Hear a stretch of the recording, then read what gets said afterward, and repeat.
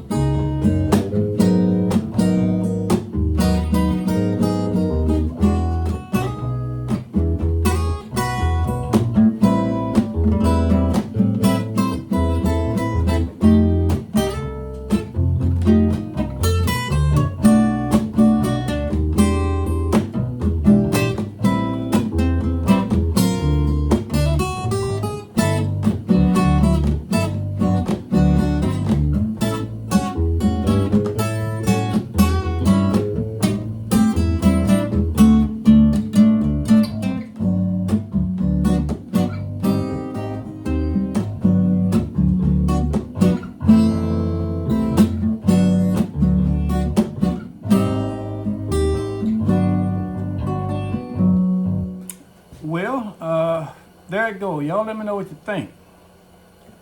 And don't forget to hit the like button and subscribe to my channel. It really helps me. So until the next time, y'all be blessed.